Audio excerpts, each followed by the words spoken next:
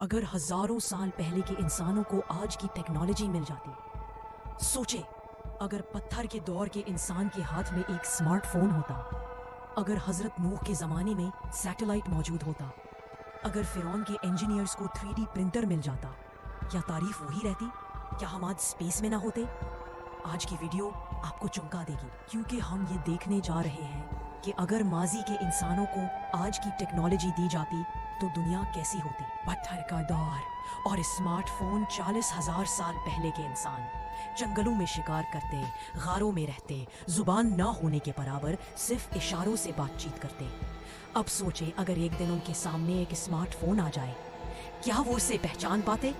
نہیں، لیکن وہ جیسے جیسے چیزوں کو چھوتے، ویڈیوز دیکھتے، بولنے والے انسان کو سنتے، ان کے دماغ کی خلیات ایک نئی دنیا میں داخل ہوتے۔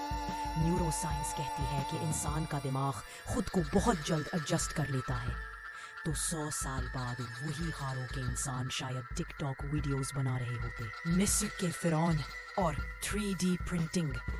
پھر چلتے ہیں مصر کی سرزمین پر، جہاں فرعون اپنے لیے اہرام بنوا رہا ہے، ہزاروں مزدور، سینکڑوں سال کا وقت۔ لیکن اگر ان کے انجینئرز کے پاس آج کی 3D پرنٹنگ ہوتی تو 20 سال کا پروجیکٹ صرف 20 دن میں مکمل ہو جاتا۔ ماربل، پتھر اور سونا سب خودکار طریقے سے تیار ہوتا، اور شاید اہرام اب صرف اسپیس ٹاورز ہوتے۔ حضرت نوح کا دور اور سیٹلائٹ نیویگیشن۔ قرآن میں حضرت نوح کے طوفان کا ذکر ہے۔ اگر اس وقت GPS، سیٹلائٹ اور ویدر فورکاسٹنگ موجود ہوتی تو لوگوں کو طوفان سے پہلے ہی الرٹ بھیجا جا سکتا تھا، شاید پوری قوم بچ جاتی۔